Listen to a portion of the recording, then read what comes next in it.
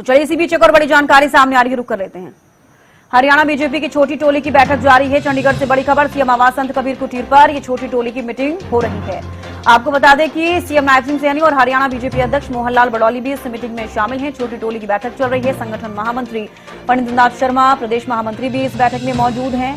ये बड़ी जानकारी आपको दे दें तो चंडीगढ़ में हरियाणा बीजेपी की छोटी टोली की बैठक जारी है। सीएम नायब सिंह सैनी और हरियाणा बीजेपी अध्यक्ष मोहनलाल बड़ौली संग सीएम आवास संत कबीर कुटीर पर मंथन चल रहा है। आपको बता दें कि संगठन महामंत्री फणींद्रनाथ शर्मा और प्रदेश महामंत्री भी इस बैठक में मौजूद हैं। तो फिलहाल ये बैठक जारी है। बैठक में कई महत्वपूर्ण मुद्दों पर चर्चा हो रही है।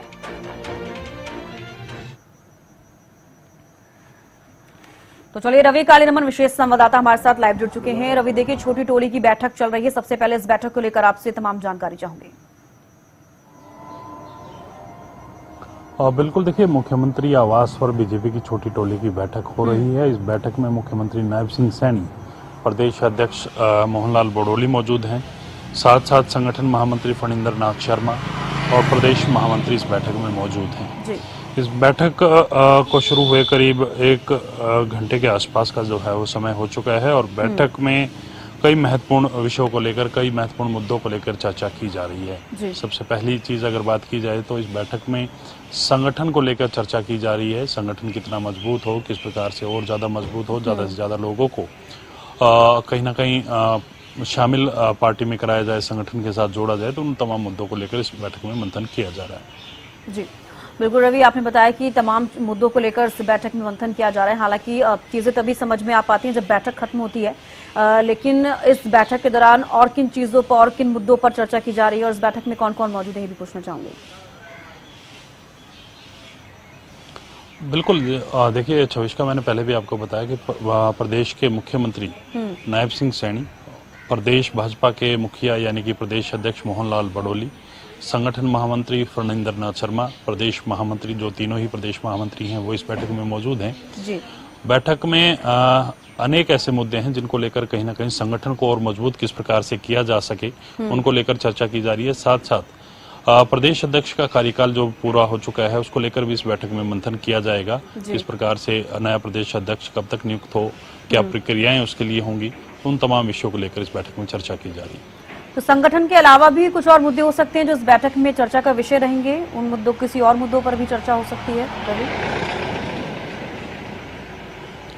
देखिए छविष्का, फिलहाल जो जानकारी मिली है उसके अनुसार संगठन को लेकर इस बैठक में चर्चा जो है वो की जा रही है। संगठन को बेहतर से बेहतर बनाने को लेकर, लोगों के बीच अगर जाना है तो किन विषयों को लेकर जाया जाए, तमाम जो वो सरकारी योजनाएं हैं, परियोजनाएं हैं, वो निचले स्तर तक किस प्रकार से पहुंचे, उसकी संगठन की जिम्मेदारी किस प्रकार से तय की जाए। तो कहीं ना कहीं उन तमाम विषयों को लेकर इस बैठक में जो है बातचीत की जा रही है।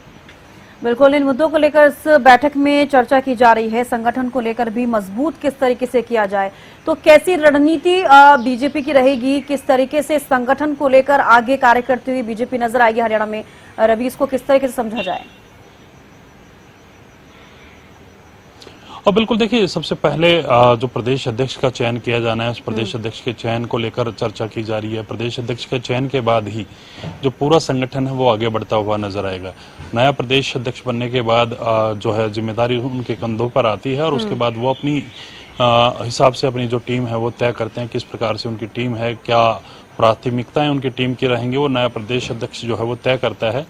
उससे पहले संगठन से जुड़ी और सरकार की परियोजनाओं को धरातल पर लेकर के जाना, यानी कि जनता के बीच जब जाया जाता है तो कौन सी ऐसी योजनाएं हैं, परियोजनाएं हैं जिनको लेकर निचले स्तर तक जाया जा सके, जनता को तमाम योजनाओं, परियोजनाओं के बारे में बताया जा सके, वो तमाम विषय हैं। इसके अलावा अगर बात की जाए तो संगठन को मजबूत, बेहतर बनाने के लिए भी बातचीत इस बैठक के माध्यम से की जा रही है। तो किस तरीके से मजबूती को लेकर बीजेपी सोच रही है, संगठन को और कैसे मजबूत किया जाए? क्योंकि अगर हम बात करते हैं जनता की, तो कहीं ना कहीं जनता भी भरोसा दिखाती हुई बीजेपी पे नजर आती है। जैसे कि आपने भी देखा है, तमाम लोग जानते हैं किस तरीके से बीजेपी की ओर ही कहीं ना कहीं जनता का रुख भी नजर आता है। संगठन और मजबूत होगा तो कहीं ना कहीं जनता विश्वास पात्र जो कहा जाता है कि और भी ज्यादा होती हुई नजर आती है।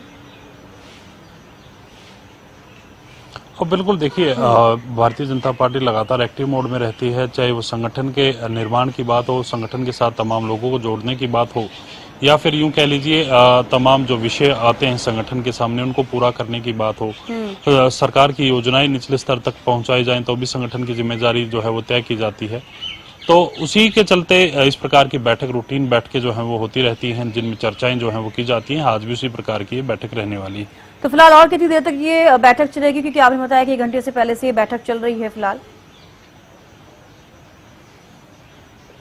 और देखिए इसमें कुछ भी कहना जल्दबाजी होगा कितनी देर ये बैठक चलेगी, लेकिन तमाम विषय, तमाम जो एजेंडे इस बैठक में रखे गए हैं उन तमाम विषयों को लेकर चर्चा की जाएगी। उसके बाद ही कहीं ना कहीं जो बैठक है वो पूरी होती हुई नजर आएगी।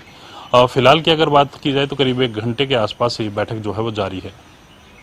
बिल्कुल रवि, बैठक को लेकर आपने तमाम जानकारी दी है कि क्या कुछ इस बैठक में हो रहा है। तमाम मुद्दे हो सकते हैं संगठन को लेकर, हालांकि बीजेपी हमेशा से ही कहती आई है, क्योंकि कांग्रेस की अगर हम बात करते हैं तो कांग्रेस के पास संगठन नहीं है और कांग्रेस हमेशा इस संगठन के लिए जब बैठक करती है तो तमाम चीजें सामने आती है कि अभी भी कहीं ना कहीं जो कांग्रेस है वो कमजोर ही नजर आ रही है। लेकिन बीजेपी जिस तरीके से मजबूती के साथ उतरती है अपने संगठन को लेकर या फिर तमाम और भी चीजों को लेकर, कहीं ना कहीं मजबूत ही नजर आती है। बेहद शुक्रिया रवि, आप हमारे साथ जुड़े और तमाम जानकारी आपने दी। फिलहाल आप नजर बना रखेगा, अपडेट आपसे लेते रहेंगे।